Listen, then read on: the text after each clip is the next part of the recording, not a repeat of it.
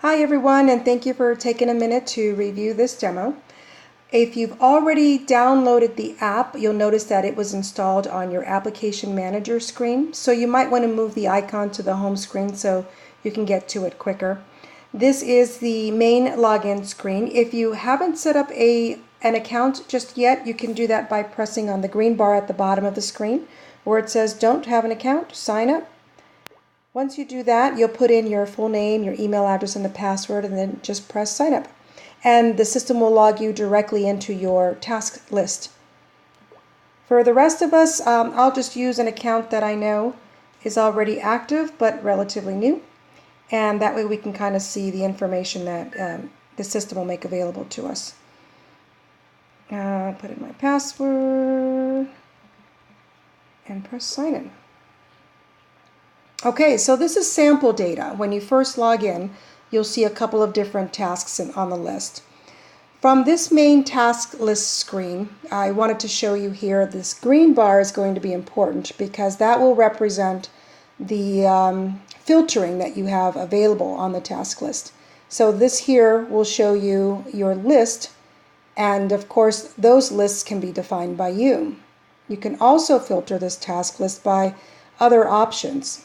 Filter by list, which is the default, filter by assigned to, so you'll see the green bar change based on your options there. Those are the assigned to groups that you would create as well. And then you can filter by status, pending and completed, and then you can filter by suppliers that you configure as well. So these would be all of your favorite suppliers. And again, you could access this filtering capability on the upper right-hand corner.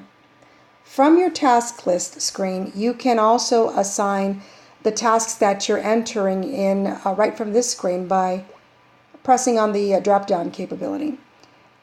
These, again, are groups that you would create, and the default for any new task, of course, will be me, which is yourself. Also from the screen, you'll want to access the details behind every task. So you might just as simply input a task and that would be fine, but if you wanted to enter some more details for each of the tasks, you simply press on it, and then you've got a whole world of information that you can input behind each task. You've got your task, of course, that you've entered in. You can adjust it as needed. This is your list name that you can select from. This is the assigned to group, and that is the group that can see the task. The due by date's a priority. You can even record an item number for the task. So let's say that the task was associated with buying an item. Then you can input that item's UPC code, and that way you have a quick reference as to what it is exactly. Then of course there's a brand, supplier. These are all user-defined suppliers, and the way you would input a new supplier is by selecting other. When you press other, then you can put in a new supplier name. And you could say House Deli. Okay, then you would proceed on to your next number of fields here. Reference link is a link that represents the task that you've just entered. So let's say that you wanted to have a quick reference to where you have to go for a meeting or a document that you want to reference for the meeting, then you could input that here. If you're buying an item, then you could always input a quantity and the unit of measure that's associated with that quantity.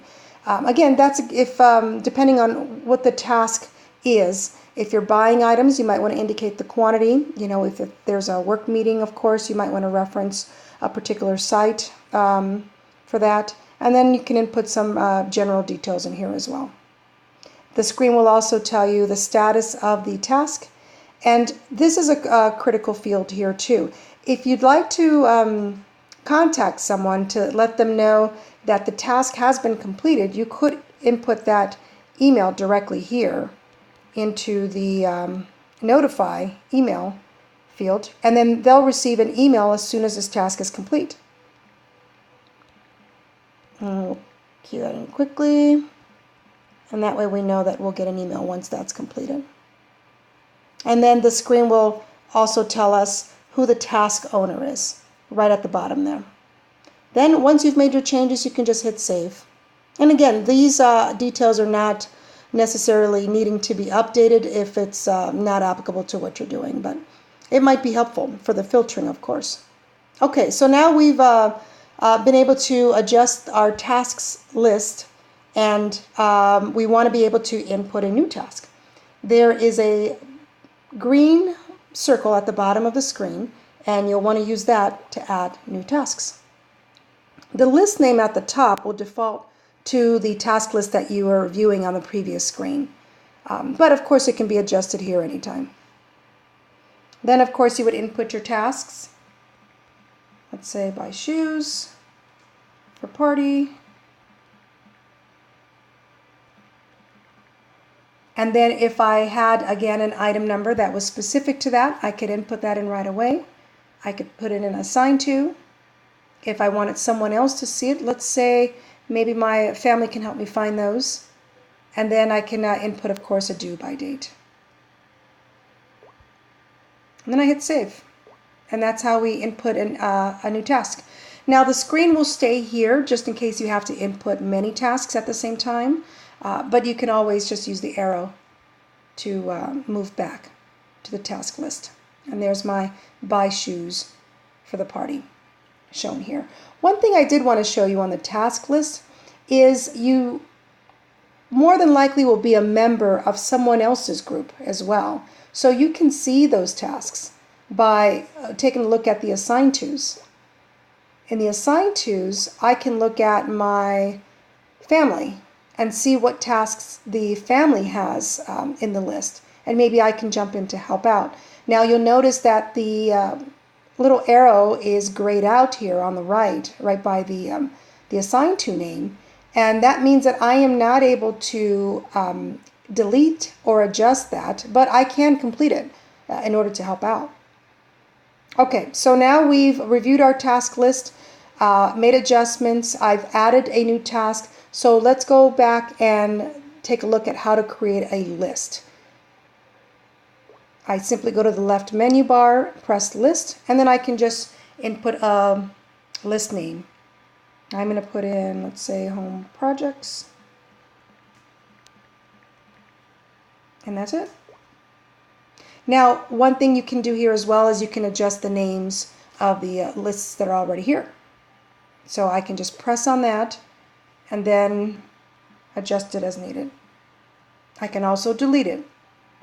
Now, if there are tasks assigned to that list, then the system will not allow you to delete it. You'd have to remove those tasks away from the list, and then you can delete the list.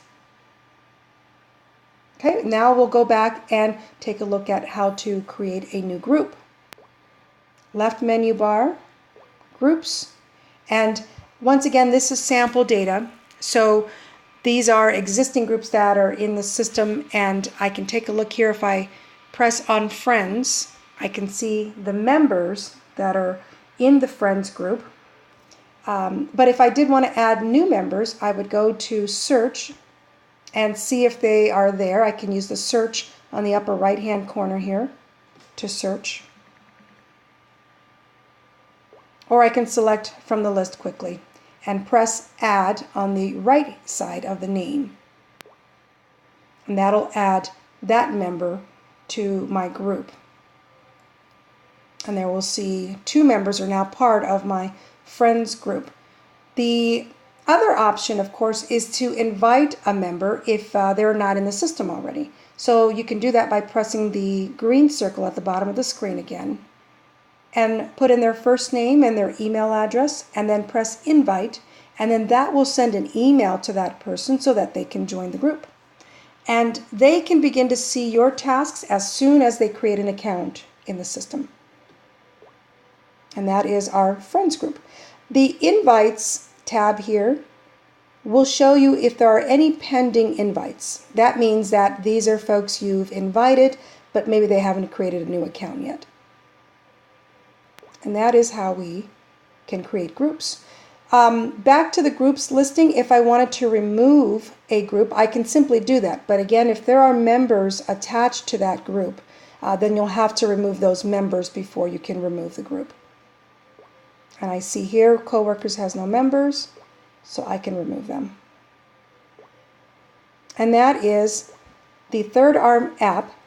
Hopefully this will help you maneuver in the system, and feel free to contact us at support@3rdarm.life if you have any questions. Thank you.